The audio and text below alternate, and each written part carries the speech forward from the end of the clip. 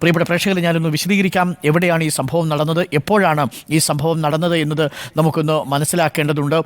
നമ്മളെ മുഴുവൻ നടുക്കി ഈ സംഭവം നടക്കുന്നത് പുലർച്ചെ 2 മണിയോടുകൂടിയാണ്. 1 മണിക്കും 2 മണിക്കും ഇടയിലാണ് ആദ്യത്തെ പൊട്ടലുണ്ടാവുന്നത്.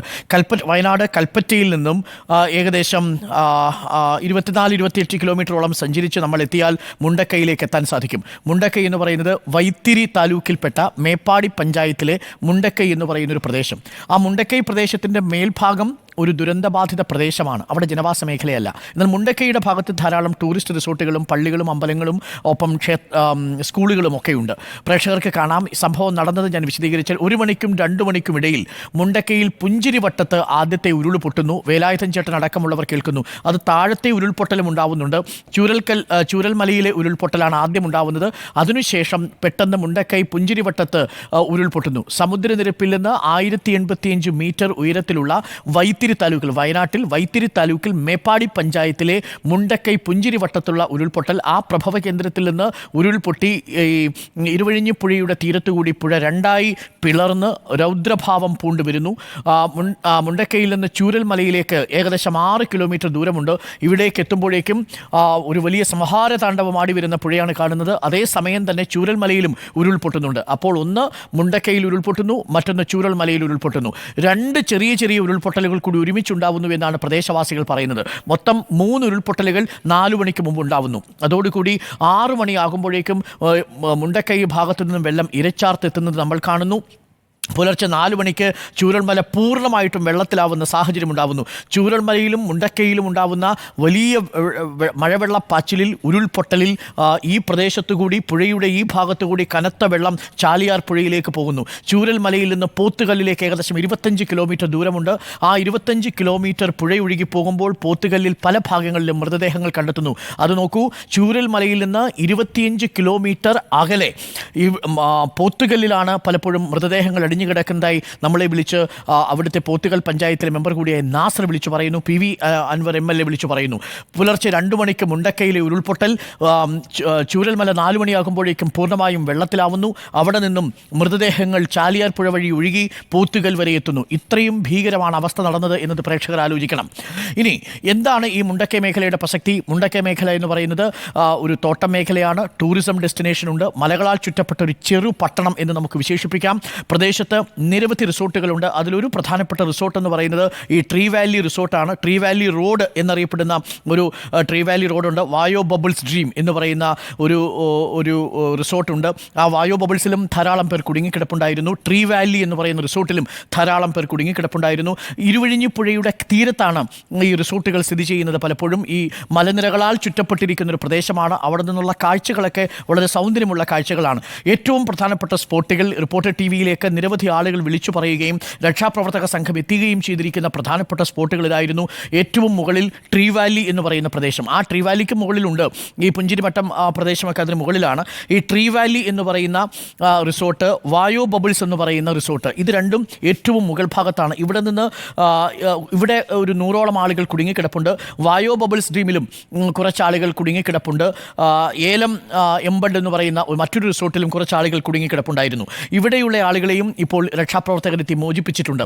പിന്നെ രണ്ടാമത്തെ ഒരു പ്രധാനപ്പെട്ട സ്പോട്ട്, ട്രീ വാലിക്ക് താഴെ മദ്രസയുണ്ടായിരുന്നു. ഒരു മസ്ജിദും മദ്രസയും ചേർന്നുള്ള ഭാഗം. ആ മസ്ജിദിൻ്റെ ഒരു ഭാഗം പൂർണ്ണമായിട്ടും ഇടിഞ്ഞുപോയി. അവിടെ താമസിച്ചിരുന്ന മദ്രസയിലെ ഉസ്താദ് ജീവൻ നഷ്ടപ്പെടുന്ന അവസ്ഥയുണ്ടായി. അദ്ദേഹം മിസ്സിംഗ് ആണ്. പക്ഷേ ഈ മദ്രസയിലേക്ക് ധാരാളം ആളുകൾ, അടുത്തുള്ള ആളുകൾ എല്ലാവരും അവിടേക്ക് ഓടിക്കൂടുകയും 100ഓളം ആളുകൾ അവിടെ ഉണ്ടാവുകയും ചെയ്തു. അതിൽ 2 പേരുടെ നില അത്യാസന്ന നിലയിലായിരുന്നു. മണിക്കൂറുകളോളം, ഏകദേശം 10 മണിക്കൂറുകളോളം അവർക്ക് പ്രാഥമിക ശുശ്രൂഷ നൽകി ഈ മദ്രസയിൽ തന്നെ അവരെ സൂക്ഷിക്കുന്ന സാഹചര്യമുണ്ടായി. ഈ ട്രീ വാലിക്കും മദ്രസയ്ക്കും ഇടയിലുള്ള പ്രദേശത്തെ ധാരാളം വീടുകളുണ്ടായിരുന്നു. ആ വീടുകളെല്ലാം ഒലിച്ചു പോകുന്നതാണ് നമ്മൾ കണ്ടത്. മദ്രസയ്ക്കും ബസ് സ്റ്റാൻഡിനും ഇടയ്ക്കുമുണ്ടായിരുന്ന ചില പ്രദേശങ്ങളുണ്ട്. ആ വീടുകളും ഒലിച്ചുപോയി. ഇവിടെ ഇരുവഴിഞ്ഞിപ്പുഴയുടെ കരയിൽ മുണ്ടക്കൈ ബ്രാഞ്ച് പോസ്റ്റ് ഓഫീസിന് സമീപത്തുള്ള കുറേ വീടുകളുണ്ടായിരുന്നു. ആ ഭാഗത്ത് നിന്ന് നോക്കിയാൽ അങ്ങനൊരു സ്ഥലമാണെന്ന് തിരിച്ചറിയാൻ പോലും പറ്റാത്ത രീതിയിൽ ആ വീടുകളെല്ലാം ഒലിച്ചുപോയി. നമ്മളുടെ പാർത്ഥൻ എന്ന് പറയുന്ന 76 വയസ്സുകാരൻ, ഹർഷയുടെ അച്ഛൻ, മോഹൻ്റെ അച്ഛനും നന്ദ എന്ന് പറയുന്ന അവരുടെ അമ്മയും അടങ്ങുന്നവരെല്ലാവരും ആ ഭാഗത്താണ് ഉണ്ടായിരുന്നത്. അവരുടെ വീടുകളെല്ലാം ഒലിച്ചു പോകുന്നത് കണ്ടു ഈ മദ്രസയുടെ താഴ്വാരത്തിൽ. ബസ് സ്റ്റാൻഡ് പരിസരത്ത് ഒരു 100ഓളം ആളുകൾ കുടുങ്ങിക്കിടന്നു. മദ്രസയിൽ 100ഓളം ആളുകൾ ഉണ്ടായിരുന്നു. ട്രീ വാലി റിസോർട്ടിൽ ഉണ്ടായിരുന്നു. അതിനുശേഷം അമ്പലത്തിൻ്റെ ഭാഗത്തും കുറേ ആളുകൾ ഇവിടെ കുടുങ്ങിക്കിടപ്പുണ്ടായിരുന്നു. സ്കൂൾ എന്ന് പറയുന്നത് GLP മുണ്ടക്കൈ സ്കൂള് LP സ്കൂളിൻ്റെ പരിസരത്തും അതിനോട് ചേർന്നും കുറേ ആളുകൾ കുടുങ്ങിക്കിടപ്പുണ്ടായിരുന്നു. ഈ ഭാഗത്ത് നിന്ന് താഴേക്ക് പോയാൽ നമ്മൾ പോകുന്നത് ചൂരൽമലയിലേക്കാണ്. ചൂരൽമലയിൽ നിന്നും രക്ഷാപ്രവർത്തക സംഘം വലിയ ബുദ്ധിമുട്ടാണ് ഇവിടേക്ക് കടന്നു വരാൻ. കാരണം ആ കോൺക്രീറ്റ് പാലം തകർന്നതോടുകൂടി 12 മണിക്കൂർ കഴിയുമ്പോഴേക്കാണ് ഈ സ്കൂൾ പരിസരത്ത് എത്തുന്നത്. സ്കൂൾ പരിസരത്ത് റിപ്പോർട്ടർ TV തത്സമയം കാണിച്ച ദൃശ്യമായിരുന്നു. കഴുത്തോളം ചെളിവെള്ളത്തിൽ മുങ്ങിയ ഒരു മനുഷ്യനെ രക്ഷപ്പെടുത്താൻ വേണ്ടി ആ മനുഷ്യൻ കൈകാലുകൾ ഇട്ടടിക്കുന്ന കാഴ്ച കണ്ടു. കൈകൾ ഉയർത്തി മണിക്കൂറുകളോളം 7 മണിക്കൂറുകളോളം ചെളിവെള്ളത്തിൽ ആ മനുഷ്യൻ നിന്നു. ആ സ്കൂൾ പരിസരത്ത് നിന്നും അദ്ദേഹത്തെ രക്ഷപ്പെടുത്തി. അതിനുശേഷം ദൗത്യസംഘം നേരെ എത്തുന്നത് ബസ് സ്റ്റാൻഡ് പരിസരത്ത്. അവിടെ നിന്നും മദ്രസയിലേക്ക് എത്തി. മദ്രസയിൽ നിന്നും ട്രീ വാലിയിലേക്ക് എത്തി. അവിടെ നിന്നും ടോപ്പിലേക്ക് എത്തി, പുഞ്ചിരിമട്ടത്തേക്ക് എത്തി. എല്ലാ ആളുകളെയും ഇവിടെ നിന്നും താഴേക്ക് ചൂരൽമലയിലേക്ക് കൊണ്ടുപോയിട്ടുണ്ട്. നിലവിൽ രക്ഷാപ്രവർത്തനത്തിന് വേണ്ടി നമ്മളെ വിളിക്കുകയും റെസ്ക്യൂ മിഷന് വേണ്ടിയിട്ട് ആഗ്രഹിക്കുകയും ചെയ്ത എല്ലാവരെയും ആ ഭാഗത്ത് നിന്നും മാറ്റാൻ കഴിഞ്ഞിട്ടുണ്ട്. ചൂരൽമലയുടെ പ്രത്യേകത ഈ മേപ്പാടി മലയുടെ ഒരു ഭാഗമാണ്. അതൊരു താഴ്വരയാണ്, വിനോദസഞ്ചാര മേഖലയാണ്, പരിസ്ഥിതി ലോല പ്രദേശം കൂടിയാണ്. പ്രേക്ഷകർക്കറിയാവുന്നതുപോലെ ആ മനോഹരമായൊരു സ്ഥലമാണ് ഈ ചൂരൽമല എന്ന് പറയുന്നത്.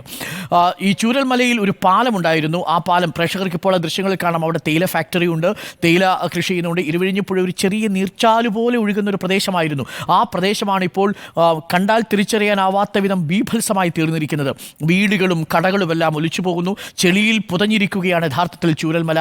പലപ്പോഴും നമ്മൾ കണ്ട കാഴ്ചകൾ ഇവിടെ ഉണ്ടായിരുന്ന ചില സ്കൂളിൻ്റെ പരിസരത്ത് നമ്മൾ പോകുമ്പോൾ സ്കൂളിൻ്റെ 2ാമത്തെ നില പൂർണ്ണമായിട്ടും ഈ മണ്ണിനടിയിൽപ്പെട്ടിരിക്കുന്ന ഒരു കാഴ്ചയും നമ്മൾ കണ്ടു.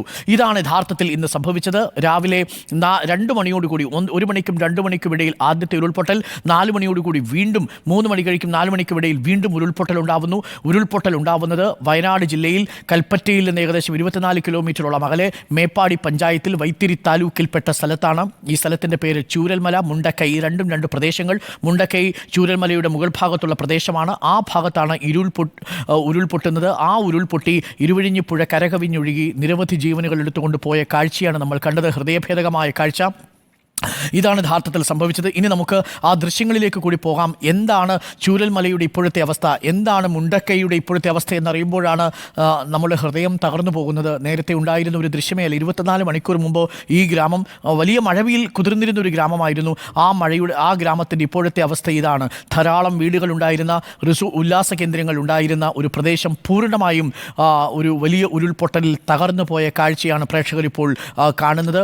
ഇരുവിഴിഞ്ഞിപ്പുഴ എന്നുള്ളതൊരു നീർച്ചാല ായിരുന്നുവെങ്കിൽ ഇപ്പോൾ 2ആയി ഒഴുകുന്ന വലിയ പുഴയായി സംഹാര താണ്ഡവമാടി ഈ പ്രദേശത്തെ ജനങ്ങളുടെ ജീവനെടുത്ത്, അവരുടെ സ്വപ്നങ്ങളെടുത്ത്, അവരുടെ കൂടപ്പിറപ്പുകളെയും ഉറ്റവരെയും എടുത്ത് കടന്നുപോയ കാഴ്ചയാണ് നമ്മൾ കണ്ടത്. പലരെയും ഇനിയും തിരിച്ചു കിട്ടിയിട്ടില്ല. തിരിച്ചു കിട്ടാനുള്ളത് 98 പേർ. ഇപ്പോൾ ഏറ്റവും ഒടുവിൽ ലഭിക്കുന്ന വിവരമനുസരിച്ച് മരണസംഖ്യ 100-ലധികമായിരിക്കുന്നു എന്നുള്ളതാണ്. 45 പേരെ ഏറ്റവും ഒടുവിൽ ഇപ്പോൾ തിരിച്ചറിഞ്ഞിട്ടുണ്ട് എന്ന് മനസ്സിലാക്കാൻ സാധിക്കുന്നു.